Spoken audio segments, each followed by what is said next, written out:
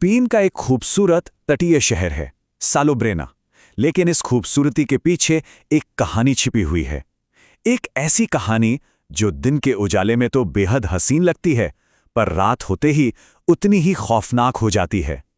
तो चलिए आज जानते हैं मृत दुल्हन की इस बेचैन कर देने वाली कहानी को। स्पेन का सालोब्रेना शहर। सोचिए, सफेद दीवारें, पतली पतली गलियां और चर्च की घंटियों की आवाज। दिन में तो ये जगह बिल्कुल किसी पोस्टकार्ड की तस्वीर जैसी लगती है, लेकिन जैसे ही सूरज ढलता है ना, यहाँ की हवा में एक अजीब सी ठंडक घुल जाती है और शहर की पूरी पहचान ही बदल जाती है। हमारी कहानी की शुरुआत होती है एक नौजवान से, जो इस खूबसूरत लेकिन अजीब से शहर में आता है। वो यहाँ अपनी पढ़ाई के लिए आया था, पर उसे जरा भी अंदाजा नहीं था कि वो एक बहुत पुरानी अनसुलझी पहेली का हिस्सा बनने जा रहा है। तो मिलिए मैटियो गोरेरो से, सिर्फ 19 साल का एक आर्किटेक्चर स्टूडेंट जो मैड्रिड से सालोब्रेना आया था। उसका मकसद था पुराने यूरोपियन शहरों की इमारतों पर रिसर्च करना। यहाँ के सदियों पुराने घर और पुराना चर्च, यही उसकी रिसर्च का सेंटर थे। सालोब्रेना शहर खूबसूरत तो था, लेकिन यहाँ एक अजीब सी खामोशी थी। और हाँ, मैटियो को यह बात नोटिस करने में ज्यादा वक्त नहीं लगा कि शाम होते ही लोग अपने घरों में बंद हो जाते हैं। सूरज ढलने के बाद कोई भी बाहर नहीं दिखता था। ऐसा लगता था जैसे पूरा शहर किसी अनकही डर के साए में जी रहा हो। तो एक शाम जब मैथ्यू चर्च से लगे पुराने कब्रिस्तान में रिसर्च कर रहा था, उसकी नज़र एक बहुत ही अजीब चीज पर पड़ी। कब्रिस्तान के ठीक अंदर एक कब्र के पास एक टूटा हुआ वेडिंग आर्च खड़ा था, जिस पर सूखे हुए फूल लटक रहे थे। मतलब ये बिल्कुल ऐसा था मानो किसी ने वहां शादी की हो और फिर सब कुछ वहीं का वहीं छोड़ दिया हो। ये खोज सिर्फ एक अजीब नज़ारा नहीं थी, बल्कि एक बहुत बड़े रहस्य की पहली कड़ी थी। इस शहर की रातों की खामोशी के पीछे आखिर ऐसा कौन सा राज छुपा था, और मैटियो को ये नहीं पता था कि वो इस राज के बहुत बहुत करीब पहुंच चुका है। उस वेडिंग आर्च को देखने वाली रात से ही मैटियो की जिंदगी में अजीब घटनाओं का एक सिलसिला सा शुरू हो गया। जो पहले सिर्फ एक एहसास था, वो अब एक खौफनाक हकीकत में बदलने वाला था। ये सब शुरू हुआ आवाज़ों से, रात में हल्के कदमों की और कपड़े के घिसटने की आवाज़ें। फिर एक रात उसे गली के कोने पर एक सफ़ेद साया सा दिखा। अगली रात को मामला और भी बिगड़ गया, जब उसने अपने गेस्ट हाउस के बाहर गीली मिट्टी के पैरों के निशान देखे, जो सीधे कब्रिस्तान की तरफ जा रहे थे। और आखिरकार जब वो निशानों का पीछा करते हुए कब्रिस्तान पहुंचा, तो उसका सामना उसी रूह से हुआ। उसी वेडिंग आर्च के नीचे एक औरत सफेद गाउन में खड़ी थी। जब उसका घूंघट हटा तो मैटियो के होश उड़ गए। उसका चेहरा मौत की तरह सफेद था और चेहरे पर खून के सूखे हुए निशान थे, बिल्कुल ऐसे जैसे वो खून के आंसू रोई हो। और सबसे डरावनी बात, उसके पैर जमीन को नहीं छू रहे थे। ये खौफनाक मंजर देखने के बाद मैटियो पूरी रात एक पल के लिए भी सो नहीं सका।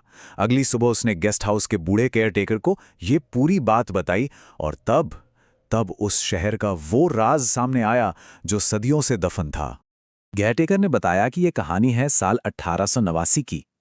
इजाबेला रोमेरो नाम की एक लड़की थी, जिसकी शादी हावियर मोरालेस से होने वाली थी। मंडप उसी कब्रिस्तान के पास बनाया गया था, लेकिन शादी की रात उसका दूल्हा आया ही नहीं। बाद में मालूम हुआ कि हावियर किसी और औरत के साथ शहर छोड़कर भाग गया है। इजाबेला वो बेचारी पूरी रात उसी मंडप के नीचे अपने दूल्हे का इंतजार करती रही, और सुबह होने से ठीक पहले टूटे दिल के सदमे से उसकी मौत हो गई। उसे वहीं कब्रिस्तान में दफना दिया गया, और कहते हैं तब से लोग उसकी रूह को उसी आर्च के नीचे इंतजार करते हुए देखते हैं।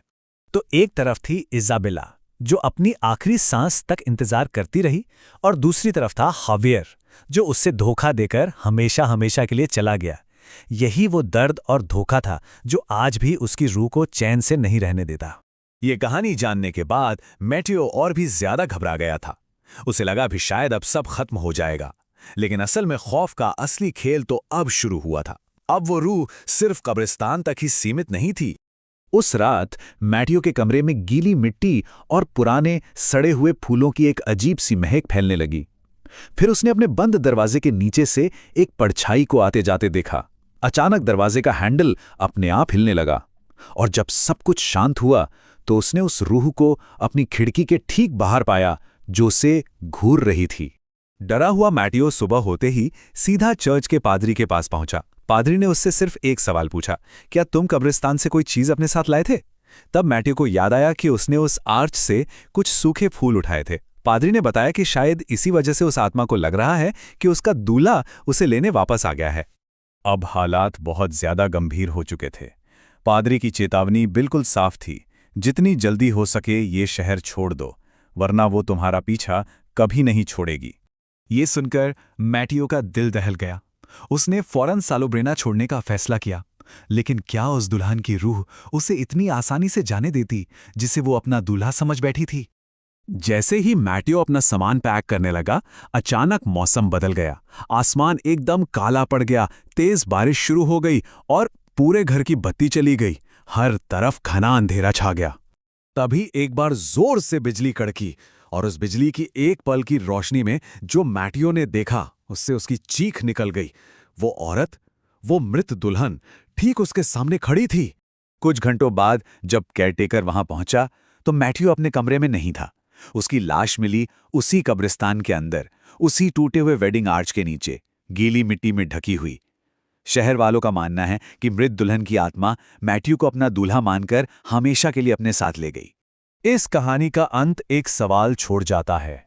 मैथ्यू के रूप में अपना दूल्हा पाने के बाद भी क्या उस दुल्हन का इंतजार खत्म हुआ, या फिर वो आज भी सालोब्रेना के उस कब्रिस्तान में किसी और का इंतजार कर रही है?